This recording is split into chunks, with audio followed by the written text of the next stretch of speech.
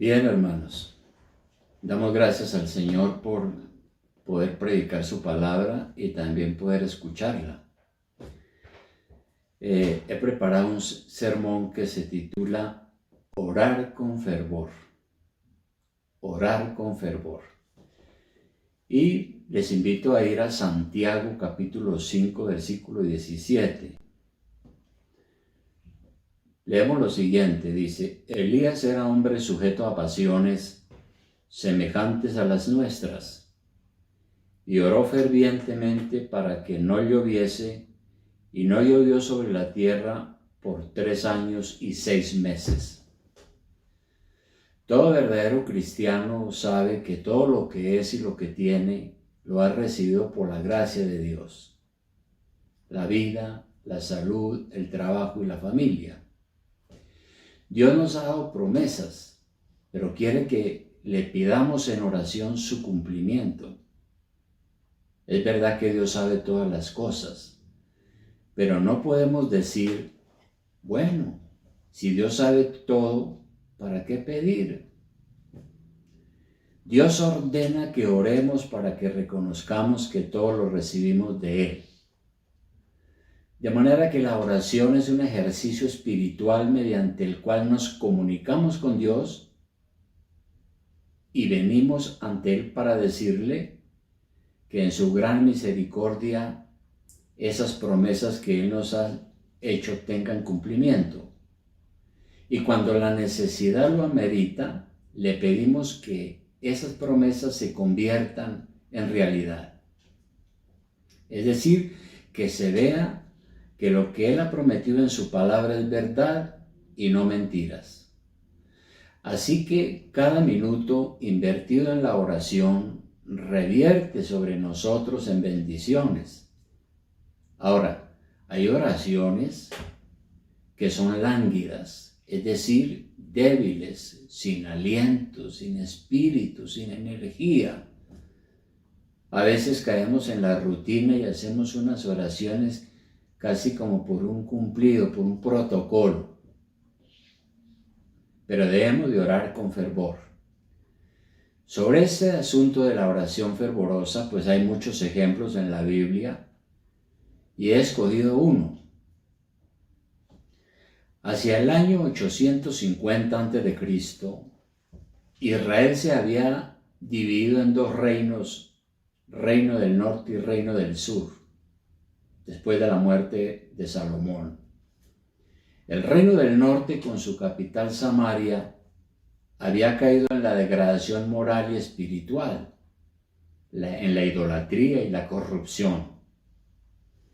El rey Acab era un hombre perverso e impío y se casó con una mujer cananita, la cual era idólatra y lo hizo apostatar de la fe en el Dios verdadero.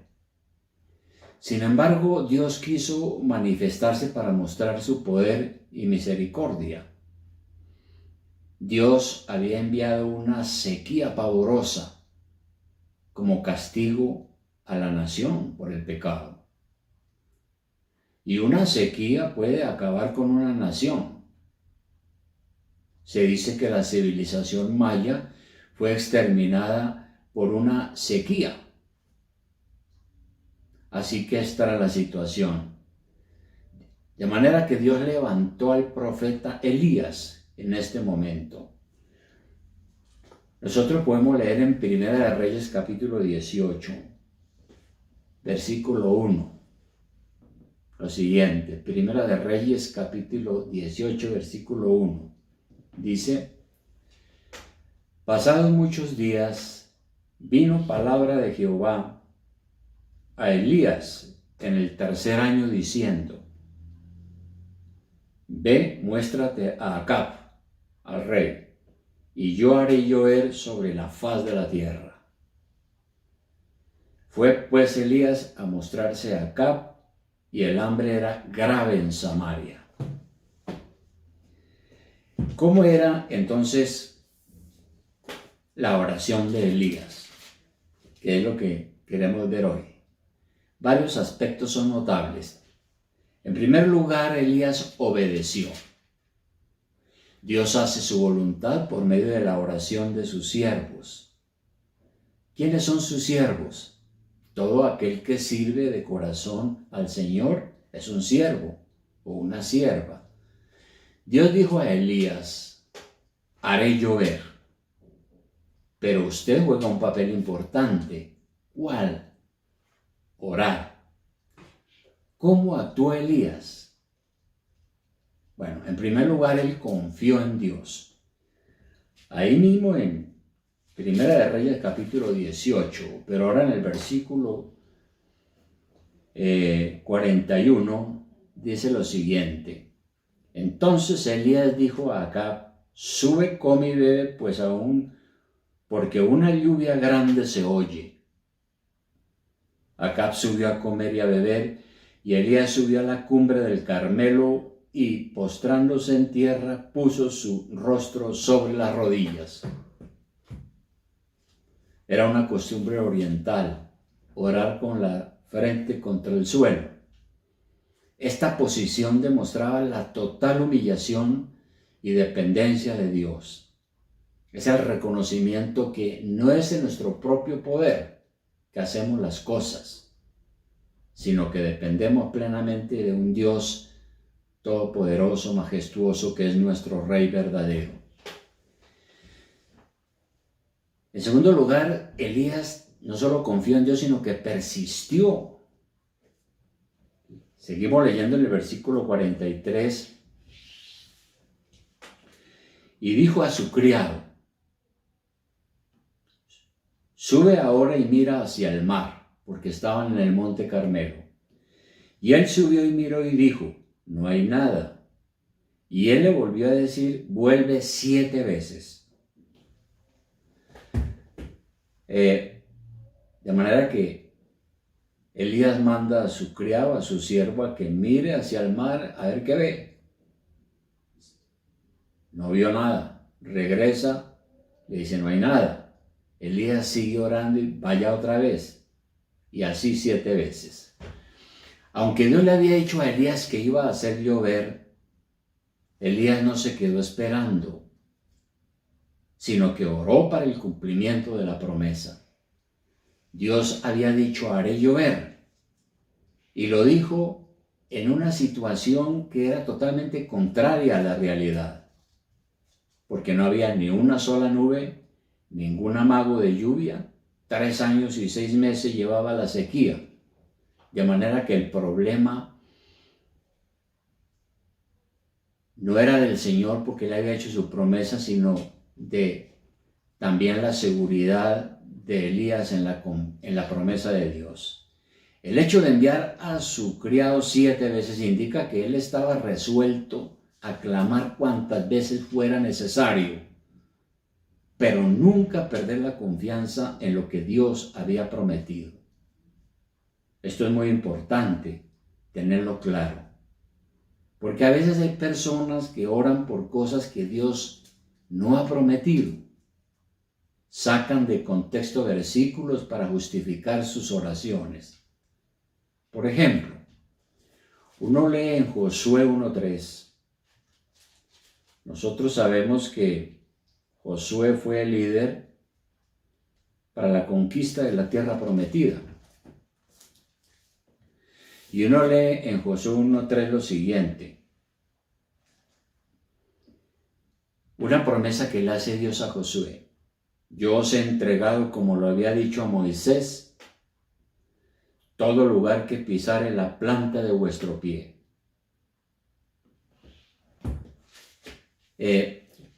Esa fue la promesa de Dios a Josué. Todo lo que usted pise será suyo, de esta tierra que yo le he prometido. A veces ese versículo se malinterpreta. Conocí una pareja pastoral carismática que tenía esa creencia. Y entonces ellos me decían que ellos, si llegaban a una casa majestuosa que les gustaba, podían entrar e ir repitiendo: será mía, será mía, será mía. Lo mismo los carros. Uno pone las manos sobre el carro y dice y reclama para sí ese carro. Por supuesto que eso es una interpretación completamente errónea y equivocada. basados en un versículo que nada tiene que ver, sacado de su contexto. Y de manera que Elías no solo persistió, sino que además de eso él no se debilitó en su fe. Al no ver la promesa cumplida inmediatamente, no abandonó su oración, sino que, aferrado a la promesa de Dios, no dudó. Leemos ahí nuevamente en Primera de Reyes 18:44, en la lectura que estamos llevando, dice que cuando a la séptima vez el criado fue y miró al mar, dijo: yo veo una pequeña nube como la palma de la mano de un hombre que sube del mar. Y él dijo: ve y di a Acab, unce tu carro y desciende para que la lluvia no te ataje. Es decir, a la séptima vez la respuesta de Dios se hizo tangible. Igual nos puede suceder a nosotros. Oramos con base en lo que Dios promete en la Biblia, pero en la realidad no vemos nada muchas veces. Y puede invadirnos la angustia, la duda, la incertidumbre y decir: ¿será que Dios me escucha? ¿Será que Dios me oye? Pero en el caso de Elías, la oración mantuvo su fe despierta, sin desmayar. Muchas veces vamos a levantarnos de nuestras rodillas para no ver nada. Y pasa el tiempo y no vemos nada. Pero seguimos orando y confiando en nuestro Dios amante, porque quizás a la séptima vez venga la respuesta. Ahora, creo que nadie va a desarrollar un ministerio similar al del profeta Elías. Es decir, nadie va a hacer los milagros que él hizo, porque fue un hombre usado por Dios de una manera extraordinaria. Pero sí podemos aprender de él. Por eso Santiago nos lo pone de ejemplo. Cuando estemos en necesidad y veamos sus promesas con claridad en la palabra y su Espíritu Santo nos guíe, entonces debemos orar. Muchas cosas hace Dios en respuesta a la oración. En este caso que nos ocupa, Dios demostró en respuesta a la oración que Él es el Dios vivo y verdadero. Antes de que Elías orara por la lluvia, Elías se había enfrentado a los falsos profetas de Baal. Los cananitas creían que Baal era el que controlaba las lluvias. Era el dios de la lluvia, del trueno y de la fertilidad. Si había sequía era porque Baal, el dios de las lluvias y las cosechas, había sido vencido y muerto por otro dios. Y al morir el dios de las lluvias, pues venía una sequía. Pero cuando Baal revivía y vencía, entonces se unía en acto sexual con su esposa. Probablemente era Acera o Astarte, otra diosa que tenían los cananitas. Y se creía que cuando Baal y Acera se unían en unión sexual, eso garantizaba la fertilidad durante el año entrante. Los agricultores y ganaderos cananeos tenían sus fiestas religiosas para celebrar la vuelta a la vida de Baal para ser puesto en su trono y para que se uniera a su esposa. Y eso lo celebraban con ritos de fertilidad donde hacían orgías sexuales en los templos. Y todo eso era necesario para tener cosechas y rebaños productivos durante el nuevo año, así como para alejar las sequías, las plagas de langostas y todo aquello que pudiera perjudicar los cultivos y la tierra.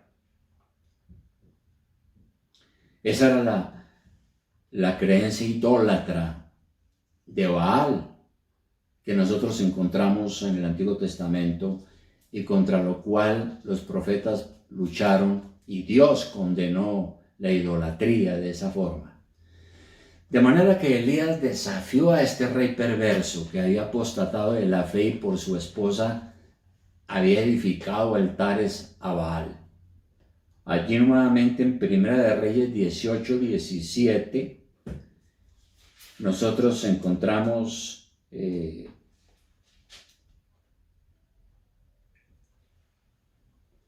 claro lo que estamos diciendo. Primera de Reyes 18-17 dice: cuando Acab vio a Elías, le dijo: ¿eres tú el que turbas a Israel? Y él respondió: yo no he turbado a Israel, sino tú y la casa de tu padre, dejando los mandamientos de Jehová y siguiendo a los Baales. Y entonces Elías le hace un desafío al rey: envía pues ahora y congregan a todo Israel en el monte Carmelo, y los 450 profetas de Baal y los 400 profetas de Acera, que comen de la mesa de Jezabel. De manera que Isaías le dice al rey Acab: bueno, como usted cree que los Baales son los que le van a dar la lluvia, los reto. Congreguémonos en el monte para lo siguiente: lleve usted sus 850 profetas, tanto de Baal como de Acera, y de mi parte cito al pueblo de Israel, muchos de ellos, cientos, al monte para esto. Esa era la escena. Porque en el versículo 24 dice lo siguiente. Le dice Elías, dice: invocad luego vosotros el nombre de vuestros dioses, y yo invocaré el nombre de Jehová, y el Dios que respondiere por medio de fuego, ese sea Dios. Y todo el pueblo respondió diciendo: bien dicho. De manera que entonces fueron al monte a este acto. Y bueno, se hicieron unas pilas de leña y un holocausto donde se harían los sacrificios de un buey, etc. Y entonces empezaron los profetas de Baal a orar y a clamar, como dice el versículo 26. Y ellos tomaron el buey que les fue dado y lo prepararon e invocaron el nombre de Baal desde la mañana hasta el mediodía, diciendo: Baal, respóndeme. Pero no había voz ni quien respondiese. Entre tanto, ellos andaban saltando cerca del altar que habían hecho. Y aconteció al mediodía que Elías se burlaba de ellos, diciendo: gritad en alta voz, porque Dios es, quizás está meditando, o tiene algún trabajo, o va de camino, tal vez duerme y hay que despertarle. Y ellos clamaban a grandes voces y se sajaban con cuchillos y con lancetas conforme a su costumbre, hasta chorrear la sangre de ellos. Pasado el mediodía, ellos siguieron gritando frenéticamente hasta la hora de ofrecerse el sacrificio, pero no hubo ninguna voz, ni quien respondiese, ni escuchase. Luego entonces le tocó al profeta Elías el sacrificio, ¿no? ¿Y cómo oró Elías? Uno lee nuevamente ahí en el versículo 10, ahora saltando al versículo 37. ¿Cómo fue la oración de Elías? Dice: respóndeme, Jehová, respóndeme, para que conozca este pueblo que tú, oh Jehová, eres el Dios y que tú vuelves a ti el corazón de ellos. Entonces cayó fuego de Jehová y consumió el holocausto, la leña, las piedras y el polvo, y aún lamió el agua que estaba en la zanja. Viéndolo todo el pueblo se postraron y dijeron: Jehová es Dios, Jehová es Dios. Entonces Elías les dijo: prended a los profetas de Baal para que no escape ninguno. Y ellos los prendieron y los llevó Elías al arroyo de Cisón y allí los degolló. Es decir, aprovechando ese momento eufórico, Elías hizo capturar a los sacerdotes impostores, los cuales fueron degollados y con la sangre llenaron el canal del río Cisón, el cual se había secado por causa de la idolatría. Ahora, esta orden nos parece severa, cruel, despiadada, pero era el deber del profeta dar esa orden como ministro de Dios, porque eso había sido ordenado según Deuteronomio 18:20. Vamos a mirar Deuteronomio 18:20. Uno lee en Deuteronomio 18:20 lo siguiente: el profeta que tuviera la presunción de hablar palabra en mi nombre, a quien yo no le haya mandado hablar, o que hablare en nombre de dioses ajenos, el tal profeta morirá. Era ley en Israel en ese momento.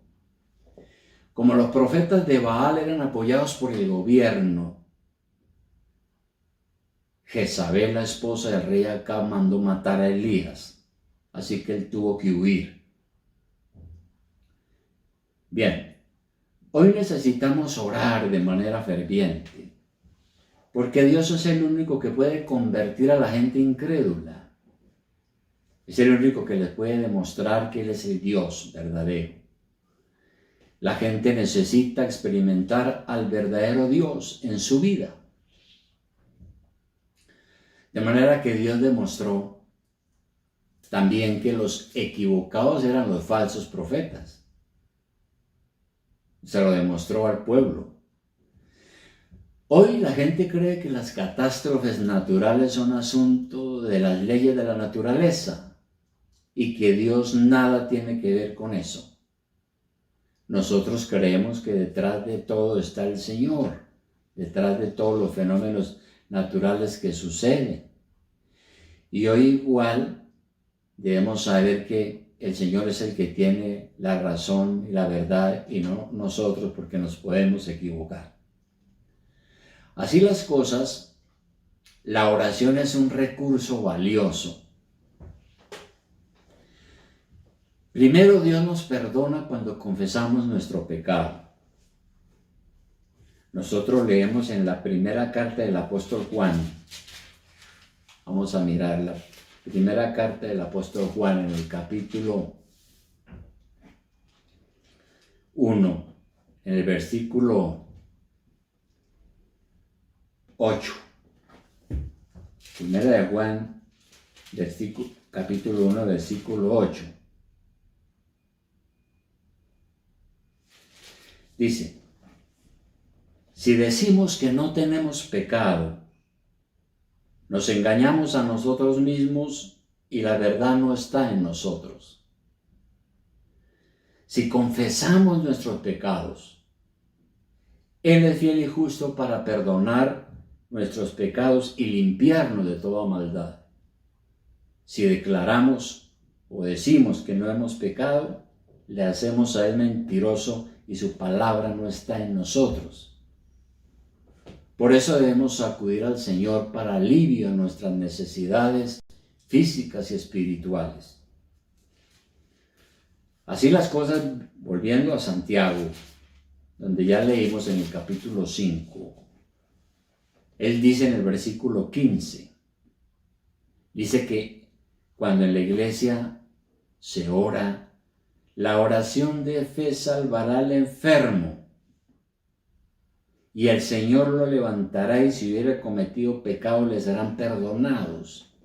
Aquí está hablando de la necesidad de orar unos por otros, y se le manda específicamente a los pastores que oren por aquellos que lo necesiten. Pero tiene que haber, naturalmente, lo que hemos dicho, confesión de pecado. En segundo lugar, Dios nos bendice cuando oramos unos por otros. Ahí en el versículo 16 dice: confesaos vuestras ofensas unos a otros. Debemos tener cuidado porque Satanás nos tienta y como iglesia podemos caer en celos, envidias, rencores, odios, etc. Si uno ha pecado contra la iglesia, debemos tener el valor de confesarlo y hacer las paces. Debemos despojarnos del orgullo y la vanidad. Y cuando hemos hecho esto, la oración tiene mucho poder, porque dice que orar unos por otros para que sean sanados. La oración eficaz del justo puede mucho. Y Dios responde cumpliendo su palabra. Versículo 17 dice: Elías era hombre sujeto a pasiones semejantes a las nuestras, y oró fervientemente para que no lloviese, y no llovió sobre la tierra por 3 años y 6 meses. Y otra vez oró, y el cielo dio lluvia, y la tierra produjo el fruto. Tenemos en Elías un gran ejemplo. No era un superhéroe, era un hombre de carne y hueso como nosotros. Y oró fervientemente y Dios le escuchó. Así las cosas, entonces vamos a concluir con algunas preguntas que apelan a nuestra honestidad y a nuestra vida. La primera es: ¿usted ora constantemente al Señor o se desanima fácilmente cuando no ve la respuesta inmediatamente? Porque nos puede suceder. Oramos y queremos la respuesta inmediata. Y cuando no llega inmediatamente, entonces decimos: bueno, yo he orado, yo he pedido, yo esto y aquello, y estamos deprimidos porque inmediatamente no llega la respuesta. Pero vemos que Elías persistió y se avanzó en lo que Dios le había prometido. Claro, no podemos orar a Dios por cosas que no están claramente orientadas por la palabra. ¿Se goza usted en la respuesta de Dios a sus oraciones? Eso es una bendición cuando uno ve que realmente Dios le escucha. Eso da mucho gozo. ¿Ora usted por la iglesia, por sus hermanos? Es importantísimo. Tenemos que orar unos por otros, confesar nuestras ofensas unos a otros. ¿Vive usted una vida agradable a Dios? Recuerde, Dios le escucha, pero si usted es sincero, obediente. Recuerde, la oración eficaz del justo puede mucho.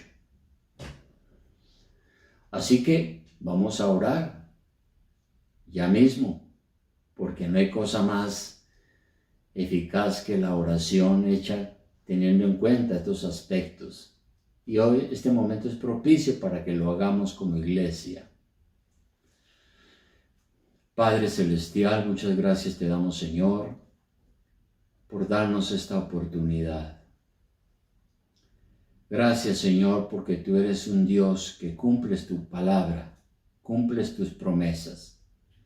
Somos nosotros, Señor, los que somos débiles, dudamos, fallamos, pero tú eres fiel. Aunque nosotros seamos infieles muchas veces. Amado Señor, ayúdanos a ser honestos y sinceros, pero fervientes en la oración. Porque tenemos un Dios que traspasó los cielos, Jesucristo nuestro mediador, que nos invita a acercarnos a tu trono de gracia y por sus méritos clamar a ti, en plena certidumbre de fe, sabiendo que tú nos oyes y que tendremos aquello por lo que te pedimos de acuerdo a tu voluntad. Gracias, Padre, te damos en el nombre de Jesús, nuestro Señor. Amén. Gloria a Dios por su palabra. Los invito ahora a